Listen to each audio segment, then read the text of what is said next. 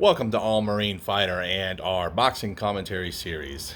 Last night was the Devin Haney versus Vasiliy Lomachenko fight, and I have to say it was one that left you speechless because I have never seen such a greater robbery since, I don't know, it's been a long time.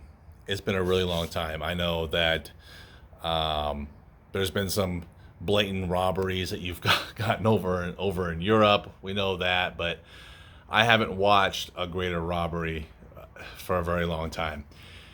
I have to say that I do like Devin Haney, and I didn't. I like Vasiliy Lomachenko.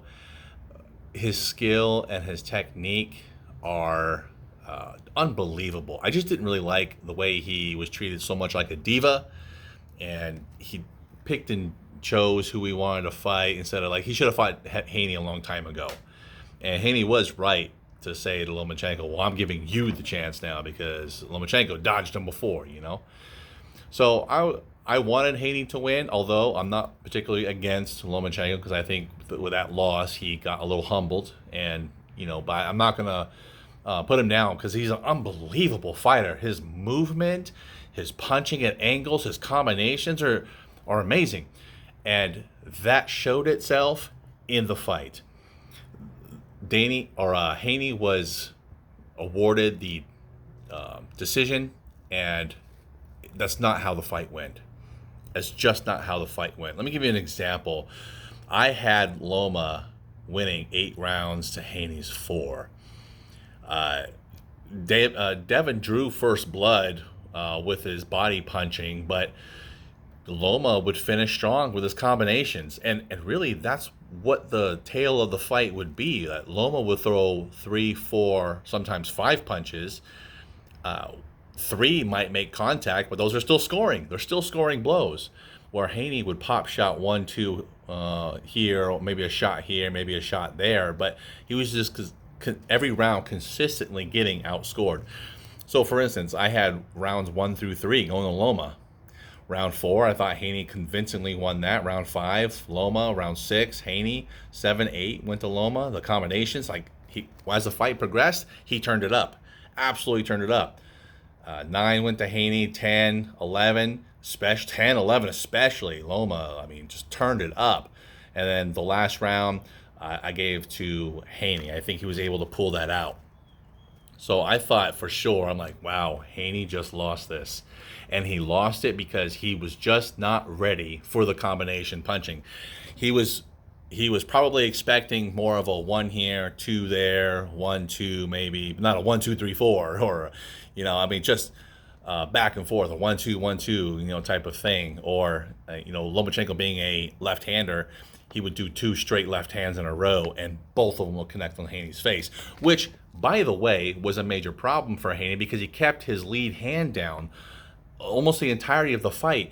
You don't do that, and that's the problem with a lot of these American fighters, especially who want to adopt the shoulder roll. I'll make a completely different video on the shoulder roll type or some of its variants. I believe it's complete trash, and you have to be extremely skilled and gifted with your peripherals, and that's not just things that are just God-given that you can make the shoulder roll work, like a Floyd Mayweather, right? But most people can't make it work. And Haney keeping that stupid hand down of his lead hand, cost him the fight. He was getting hit all the time. But the first 2 punches were guaranteed to hit Haney's face before he could even move and defend. And so he kept losing points that way.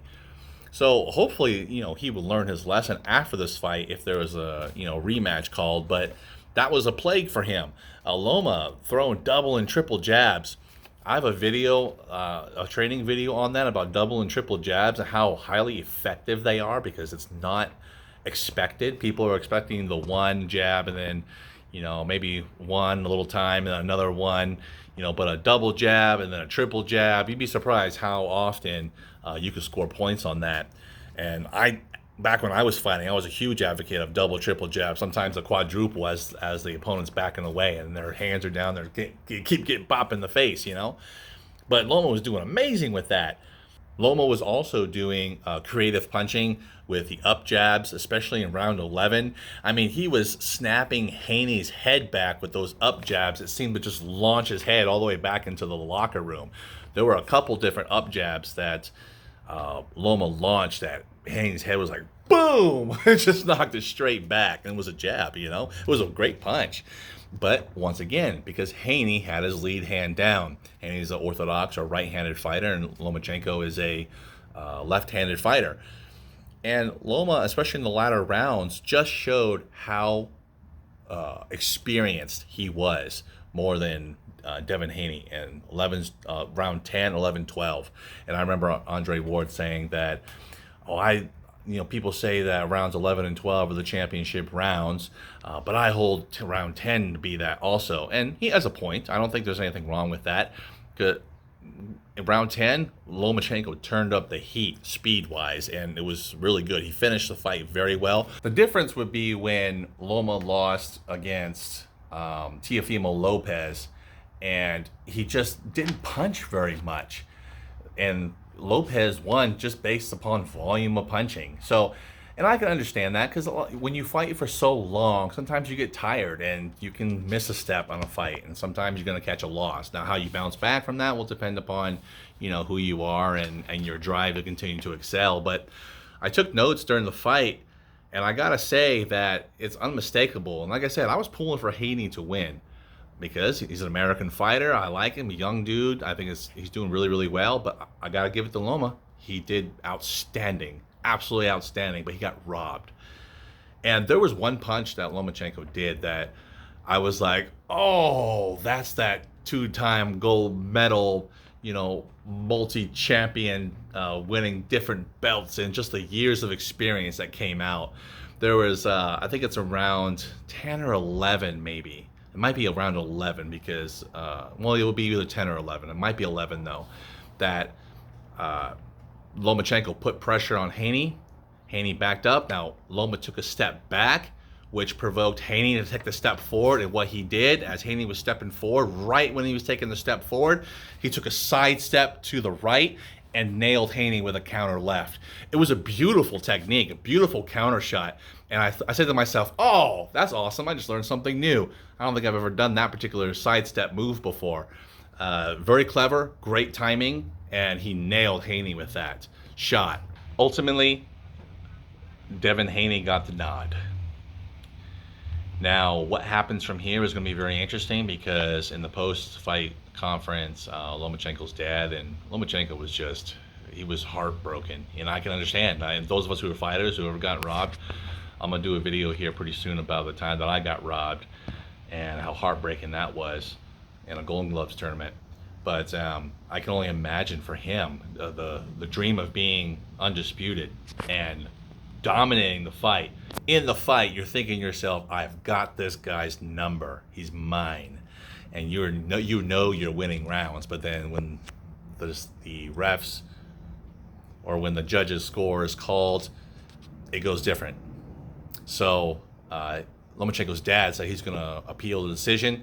So we'll see what happens with that. I don't know if they're going to succeed in that, because that would be a major thing to take place, especially for an undisputed fight, and call into the integrity of these judges, which there are a lot of terrible judging, but I'm just not so sure they're going to do it. But I hope so. If it does get appealed and overturned, then it's well deserved, because Lomachenko won 8-4. And I was listening to some of the other fighters who were scoring the fight, the different boxing interviewers, that type of thing, and I saw a couple of them, or heard a couple of them, that said 8-4. I was like, okay, great. So I'm not far off having the 8-4 scoring for Loma. So, we'll see what happens from here. But either way, we still have more great fights coming up, and we'll see the outcome of this. Stay tuned for more great content, and be sure to subscribe. Tell me what you thought. Tell me how you scored this fight. Tell me how you scored this fight, round-wise. And even if you scored it for Haney, give me the rounds in which you thought Haney won, and that way we can have a conversation about it. Because point of views do matter. And so, but if you think it's for Loma too, tell me what rounds, because maybe I was off a round or something like that. It's an interesting discussion. So put down in the comments what you think about that. And then also what you think should be done about this, if anything. Other than that, until the next video, stay motivated.